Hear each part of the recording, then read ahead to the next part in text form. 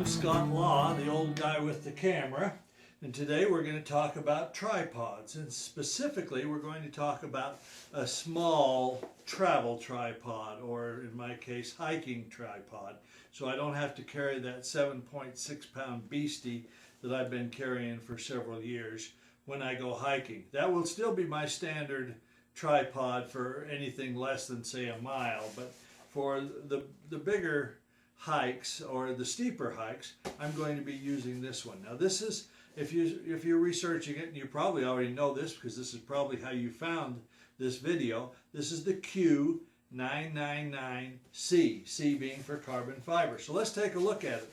Comes in this nice case. This is a heavy duty case. Now I researched tripods from $30 to almost $900. I went with this one simply because of the recommendation of a friend, and it did look interesting. It's got a lot of features that I saw on the specs. We'll see how it looks in real life. But it is a nice heavy-duty canvas bag with some kind of a leatherette, fake leather, down here on the bottom, probably mostly for looks. Has a shoulder carrier, no padding or anything for it, but at only 3.1 pounds, it doesn't need a lot of padding. Also, it's supposed to, according to the specifications, it's supposed to hold up to a little over 17.5 pounds. In the package, when you open it up, comes the Allen wrench for tightening the legs, a VIP card, which has absolutely no meaning at all, and a set of instructions in Chinese and English. Also comes this carrying pouch. I guess you can wrap this over your belt and then stick one of the legs through this or whatever it does. It is a see-through. So there's that pouch. Now let's get to the important part, and that is the tripod itself. You'll notice the head comes wrapped in this nice, what looks like a felt type, or flannel type material in there. This is one of those that's been packaged for sticking in your airport baggage so that it will travel nicely. And so what they do is they flip the legs up 180 degrees. They slide the center post up all the way, and that makes it the shortest possible. Now this particular tripod has 4 sections of the legs, 1 and then 2, 3, 4. It's the screw type as opposed to the snap type. If you're used to the snap type, screw type is a little bit slower, but it seems, we'll see how that works. 2 of the legs have the rubber for holding on and carrying. Doesn't get too awfully cold when you do that. The 3rd leg can be removed and act as a monopod. When you take the head off of it and screw that on, you've got a nice monopod.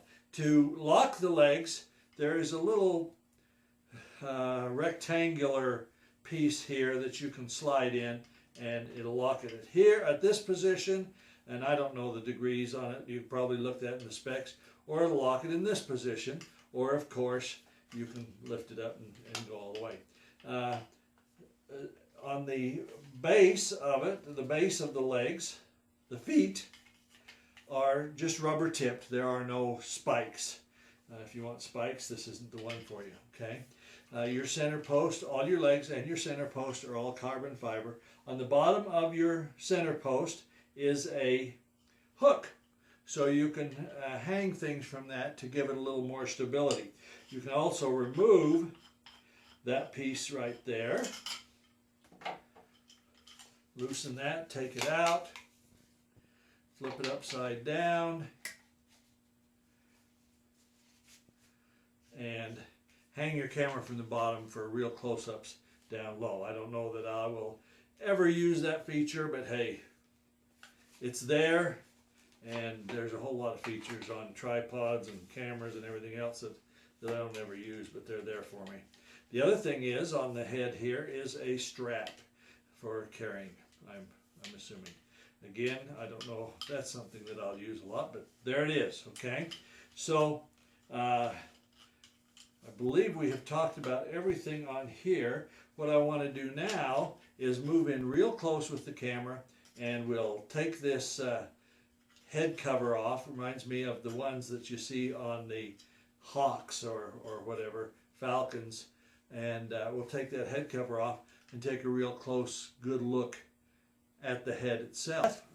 Loosen these off, open it up, and there is your magical head cover. First of all, notice that right here there is a gauge. That gauge goes from 0 to 180 degrees in each direction, which makes, of course, a total of 360, and obviously it will turn around all directions. The other thing you want to do is tilt it. Now, for some reason, it has two tighteners and looseners. They say this is the coarse loosener. Is that a good word? Anyway, tighteners. Let's call it that. This is for coarse, this is for fine, but I found that you can tighten this good and tight with either one of these, and you have to have both of them adjusted before you can move this around anyway. You can move this to 180 degrees there so that you can do vertical shots.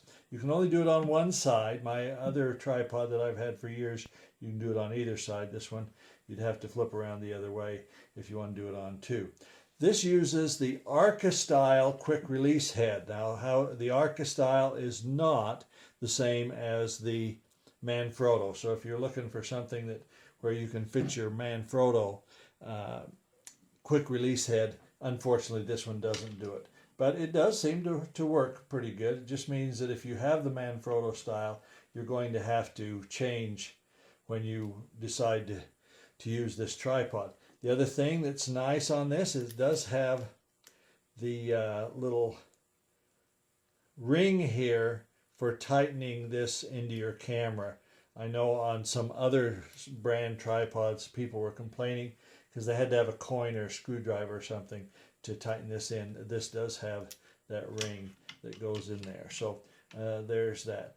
Two different levels, one on the back here and one here on this, so that if you turn it this way and up, whoop, didn't have that in tight, my bad. If you turn this and up like that, then you've got a level. The only problem is initially, maybe I have to practice a little or something, but it seems like one or the other of these is going to be hidden by the camera, depending on how you do it. This head removes reasonably easily, but not too easily, so that you can put it on the monopod that we talked about earlier. And you definitely don't want it to be able to remove too awfully easily. You want to be able to have it on there good and tight when you do have it. Okay, I've retrieved the quick release head, and I wanted to show you something on that. Besides the ring that helps tighten it up, there's these two little items here. Now, what are those for?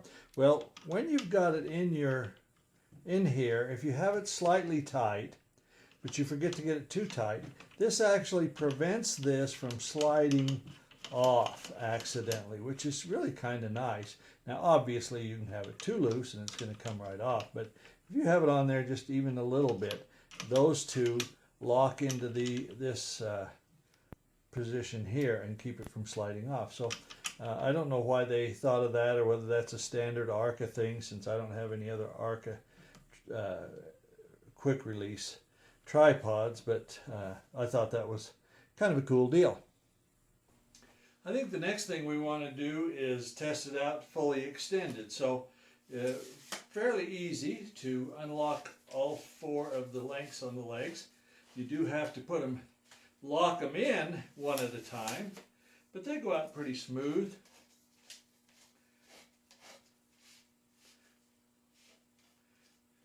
As I mentioned before, it says it holds 17.5 pounds, a little teeny bit over 17.5 pounds. Got these all locked into position here. Okay, I'm exerting a lot more than 17.5 pounds on there, and I don't see any issues. I shoot with a full frame Canon camera. So I wanted to use that as the example. We'll lock that in there. Now obviously it moves around. I mean that's what tripods do, and this is a light tripod. Lighter tripods move around a lot more than the heavier ones, but it doesn't seem to be having any kind of problem. I'm able to lock that ball head in where there's no wiggling going on. Easy rotation. Of course, as again we had both the handles. Then we turn it over on the side. Now the connection that I have with the camera, I have an alternate holder in here which doesn't connect with this quick release head all that well, and so it tends to rotate down because I haven't gone to any extra effort to tighten it. So but that is not the tripod's fault. That has to do with the carrying strap connector that I have on the bottom, the extra carrying strap. So that seems pretty good. Stability wise, well, it's a light tripod, and that's what you're going to get with that. So when you get a light tripod, especially if you're up at this height. Now how high am I? I'm 6 foot, maybe 6'1½ inches with these shoes on. So that's where the camera comes to me. So it's not a big deal to bend down to this. And if I really want the height, I can lift it up to here. And that's a very, very comfortable. Will I do that very much? Probably not. Maybe 1 out of every 500 shots. As a matter of fact, when I'm out in the woods or out on hikes, I'm doing a lot of landscape photography, and I'm down usually on a knee or something. So I'm down about half this height, which is going to give it more stability. But what can you do? You can use a remote control. You can use your self-timer in there. Put on a 2-second self-time delay. You can use mirror-up photography. You can hang some weight down here to stabilize it. So there are several ways to stabilize it more. So far, I think I'm pretty good with this little tripod. Now, has it been field tested yet? No, I have not gone out and shot anything actually with it yet. And I'm going to do that. And if I find anything that really needs to be pointed out, I'll put it in the comments below the video, or maybe even make another video for you. So here is your Q999C tripod. So far, seems like it's not a bad little tripod for the money, especially at all. And I would say right now, I would recommend it to somebody who's just looking for something very light for that kind of use, and not for their standard everyday tripod for when they need real strong stability.